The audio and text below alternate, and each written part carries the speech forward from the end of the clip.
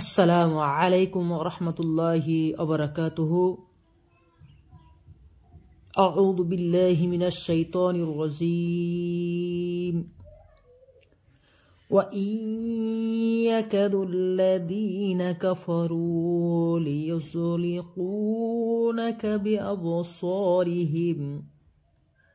بأبصارهم لما سمعوا الذكر ويقولون إنه لمجنون।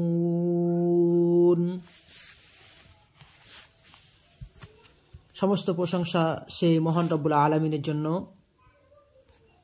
যিনার অশেষ কৃপায় আজকে জুমার দিনে আমরা এই জুমার দিনটা পেয়েছি।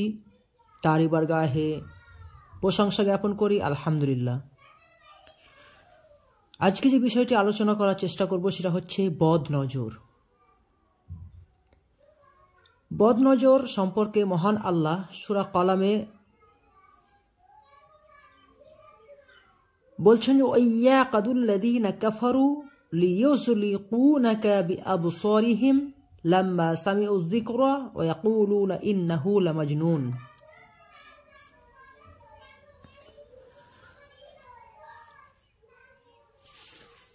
কাফেররা যখন উপদেশ বাণী শোনে তখন তারা যেন তাদের দৃষ্টি দ্বারা তোমাকে আছড়ে ফেলবে। লিয়ুযলিকুনাকা বিআবসারিহিম, তাদের দৃষ্টি দ্বারা আছড়ে ফেলবে। আর তারা বলে এ তো এক পাগল। ওয়া ইয়াকুলুনা ইন্নাহু লামাজনুন, তারা বলে নিশ্চয় এ পাগল। তাহলে আলোচ্য আয়াতে বলা হলো যে যখন কাফেররা উপদেশ বাণী শোনে তখন তারা তাদের দৃষ্টি দ্বারা তোমাকে আছড়ে ফেলবে। রাসূল সাল্লাল্লাহু আলাইহি সাল্লামকে উদ্দেশ্য করে বলছেন আল্লাহ তাআলা যে তাদের দৃষ্টি দ্বারা তোমাকে আছড়ে ফেলবে। আল্লামা ইবনে কাসির রাহিমাহুল্লাহ এই আয়াতের তাফসিরে বলেছেন যে আব্দুল্লাহ ইবনে আব্বাস রাদিয়াল্লাহু থেকে বর্ণিত যে আয়াতে তাদের দৃষ্টি দ্বারা আছড়ে ফেলবে এর উদ্দেশ্য হচ্ছে তোমার প্রতি বদ নজর দেবে। সম্মানিত শ্রোতা মণ্ডলী, আজকের বিষয় হচ্ছে বদ নজর। ভিডিওটি স্কিপ না করে টেনে না দেখে সম্পূর্ণ শোনার অনুরোধ রইল। ইনশাআল্লাহুল আজিজ এই আলোচনা থেকে আপনার উপকার হবেই হবে ইনশাআল্লাহ। তাহলে এ তাদের দৃষ্টি দ্বারা হচ্ছে তোমাকে আছড়ে ফেলবে, এর উদ্দেশ্য হচ্ছে তোমার প্রতি বদ নজর দেবে। অর্থাৎ তারা তোমাকে হিংসার প্রতিফলন ঘটিয়ে রোগী বানিয়ে দেবে যদি আল্লাহ তোমার প্রতি হেফাজত না থাকে। এই আয়াতটির প্রমাণ বহন করে যে বদ নজরের কুপ্রভাব বাস্তব রয়েছে আল্লাহর হুকুমে। তো চলুন আমরা এই বদনজর সম্পর্কে বিস্তারিতভাবে আলোচনা করার চেষ্টা করি। Evil I, the evil I. এই বদনজর সম্পর্কে একটি বিস্তারিত হাদিস রয়েছে মুসলিম শরীফে। হাদিসের রেফারেন্স হচ্ছে 5512 ইসলামিক ফাউন্ডেশন। এই বদনজর বিষয়ে এক সাহাবীর কি ঘটেছিল? সাহাবী আবু সাহাল ইবনে হুনাইফ। বদনজর বিষয়ে তার ঘটনা সুবিখ্যাত। সাহাবীর নাম হচ্ছে সাহাল ইবনে হুনাইফ। তিনি একবার গোসল করছিলেন এবং সেই গোসল করার সময় তিনি কাপড় চোপড় খোলেন। তার শারীরিক গঠন ছিল গৌরবর্ণ, সুঠামদেহী, উন্নত গড়নের অঙ্গ। হঠাৎ তার উপর নজর পড়ে আমির ইবনে রাবিয়ার। আমির ইবনে রাবিয়ার যখন তার উপরে নজর পড়ে সঙ্গে সঙ্গে তার মুখ ফসকে বেরিয়ে যায় যে আমি আজ পর্যন্ত এমন সুন্দর ও কান্তিময় দেহ কারো দেখিনি। সাহাল ইবনে হুনাইফ রাদিয়াল্লাহু তাআলা আনহুকে উদ্দেশ্য করে তিনি বলছেন কে? আমির ইবনে রাবিয়া তিনি বলছেন যে এইরকম সুঠাম দেহি, গৌরবর্ণ, এইরকম সুন্দর দেহ আমি আর এর আগে দেখিনি। এরপরে সাহাল ইবনে হুনাইফের দেহে ভীষণভাবে জ্বর এসে যায়।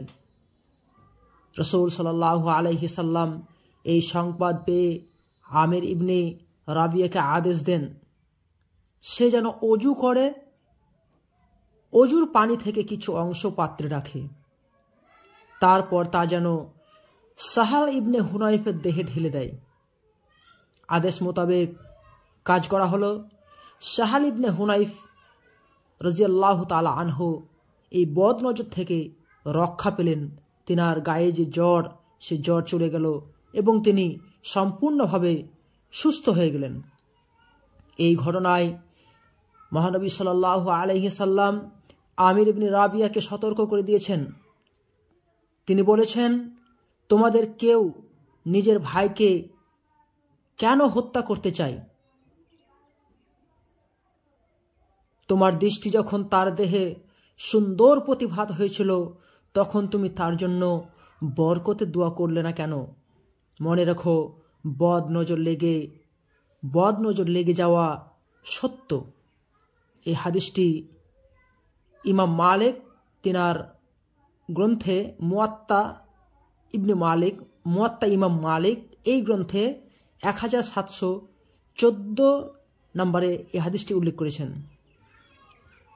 তাহলে আলোচ্য হাদিস থেকে আমরা বুঝতে পারলাম যে কারো সৌন্দর্য, ধন সম্পদ বা কোনো প্রকার উন্নতি কিংবা বিস্ময়কর কিছু দেখলে তার জন্য কল্যাণের দোয়া করা, শুধু এতটুকু দোয়া করা যায় যে বারাকাল্লাহু ফি, আল্লাহ তাআলা এতে বরকত দান করুন। আবারও বিভিন্ন কোনো বর্ণনায় রয়েছে যে বারাকাল্লাহ ফি এর পরিবর্তে মাশা আল্লাহ, আমরা কোনো সুন্দর জিনিস দেখলে মাশা আল্লাহ বলে থাকি। তারপরে লা হাওলা ওয়ালা কুওয়াতা ইল্লা বিল্লাহ বলা উচিত। এতে কুদৃষ্টির প্রভাব বিনষ্ট হয়ে যায়, নষ্ট হয়ে যায়, আর ওই ব্যক্তি বা জিনিস কুদৃষ্টির প্রক্রিয়া থেকে মুক্ত থাকে। এছাড়াও অন্যান্য হাদিস থেকে বিভিন্ন বিষয়ে বদনজর আক্রান্ত হয়ে বা বদনজর আক্রান্ত হয়ে গিয়ে বিভিন্ন বিষয় সম্পর্কে আমরা তুলে ধরবো আজকের ভিডিওতে ইনশাআল্লাহুল আজিজ। তো চলুন আমরা রেফারেন্স সহকারে মুসলিম শরীফের সে হাদিস থেকে জেনে নিই রাসূল সাল্লাল্লাহু আলাইহি সাল্লাম কি বলেছেন। মানুষের দৃষ্টিভঙ্গি নানা রকম হয়ে থাকে।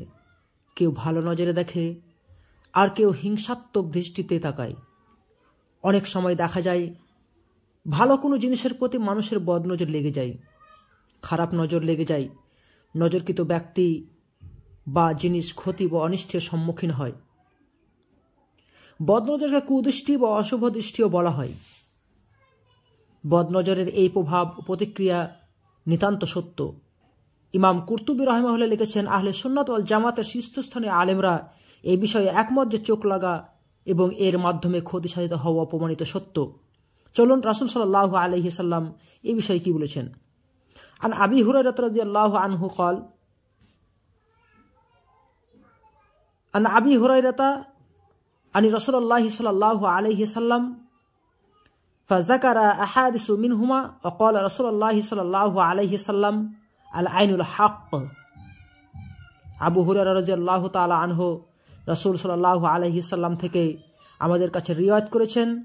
এই কথা তিনি কয়েকখানি হাদিসে উল্লেখ করেছেন যে সবের একটি হলো রাসূল সাল্লাল্লাহু আলাইহি সাল্লাম আরও বলেছেন যে বদ নজরের প্রতিক্রিয়া বাস্তব। আল আইনুল হক, বদ নজরের প্রতিক্রিয়া বাস্তব। আন ইবনে আব্বাসিন আনিন নবী সাল্লাল্লাহু আলাইহি সাল্লাম قال আল আইনুল হক ওয়ালাউ কানা শাইউন সাবাকাল কদার সাবাকাতুহুল আইন ওয়া ইযাস্তুগসিলতুম ফাগসিলু। মুসলিম শরীফের ইসলামী ফাউন্ডেশন হাদিস নম্বর 5514, এর আগের হাদিসটি ছিল 5513। ইবনে আব্বাস রাদিয়াল্লাহু তাআলা আনহু সূত্রে রাসূল সাল্লাল্লাহু আলাইহি সাল্লাম থেকে বর্ণিত, তিনি বলেছেন, আল আইনুল হক, বদ নজর এর প্রতিক্রিয়া বাস্তব। ওয়ালাউ কানা শাইউন সাবাকাল কদর, তাকদীরকে, ভাগ্যকে অতিক্রমকারী কোনো জিনিস যদি থাকতো তাহলে সেটা হচ্ছে বদ নজর। যদি ভাগ্যকে ভেঙে খান খান করতে পারত কোনো কিছু, তো সেটা হচ্ছে বদ নজর। ওয়ালাউ কানা শাইউন, যদি কোনো বস্তু থাকতো সাবাকাল কদর, ভাগ্যকে অতিক্রম করতে, ভাগ্যকে ভেঙে চুড়ে দিতে, ভাগ্যর যে লিখন সেটাকে খণ্ডন করে দিতে, সেটা কি? সাবাকাতুহুল আইন, সেটা হচ্ছে বদ নজর। অবশ্যই তাকে অতিক্রম করতে পারত। ওয়াইদাস্তুগসিলতুম ফাগসিলু, আর তোমাদের বদ নজরওয়ালা ব্যক্তিদেরকে কে অঙ্গ প্রত্যঙ্গ ধোয়া পানি দিতে বলা হলে তোমরা ধুয়ে পানি দিবে। এর আগে আমি যে হাদিসটি বলছিলাম, যে মুসলিম শরীফের 5514 নম্বর হাদিস, যে রাসূল সাল্লাল্লাহু আলাইহি সাল্লাম নির্দেশ দিলেন আমির ইবনে রাবিয়াকে, যে তুমি অজু করো এবং সেই অজুর কিছু পানি রাখো, এবং হুনাইফ রাদিয়াল্লাহু তাআলা আনহুকে কি করতে বললেন? সে অজুর পানি দ্বারা ধৌত করতে বললেন, যার দ্বারাতে হুনাইফ রাদিয়াল্লাহু তাআলা আনহুর যে বদনজর লেগেছিল, তার দ্বারাতে যে তিনি জ্বরে আক্রান্ত হয়েছিলেন, ক্ষতিগ্রস্ত হয়েছিলেন, তা থেকে তিনি মুক্ত পেয়েছিলেন। 29 পারা সূরা আল কলামের আয়াত থেকে আমরা এটা বুঝতে পারলাম স্পষ্টভাবে যে বদনজর সত্য, এবং মুসলিম শরীফের হাদিস থেকে এবং ঘটনা থেকে আমরা সুস্পষ্ট বুঝতে পারলাম যে বদনজর সত্য। যদি বদনজর এমন একটি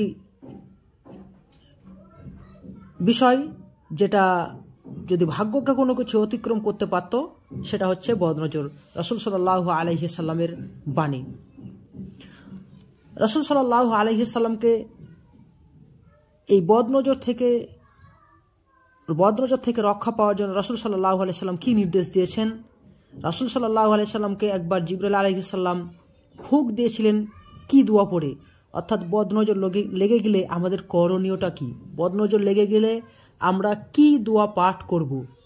এই বিস্তারিত আলোচনা এর পরের ভিডিওতে বদনজর থেকে বাঁচার দোয়া এবং বদনজর থেকে রক্ষা পেতে আমাদের করণীয় কি, এই বিষয়ে আলোচনা করব ইনশাআল্লাহুল আজিজ।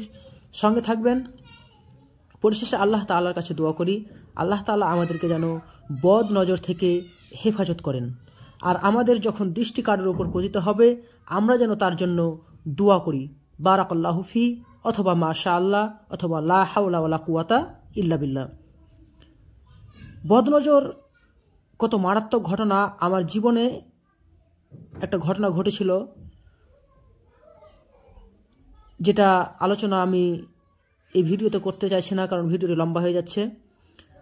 তো পরিশেষে আপনাদের কাছে আমার আবেদন, যে যারা আমার আলোচনাটি শুনছেন তিনারা এই ভিডিওটিকে অপর বন্ধুদের কাছে শেয়ার করবেন, তাদেরকে দেখার সুযোগ করে দিবেন, কারণ এটা ইসলামিক আলোচনা, আর এই আলোচনার সওয়াব আপনি শেয়ার করার মাধ্যমেই আপনি পেয়ে যাবেন ইনশাআল্লাহ।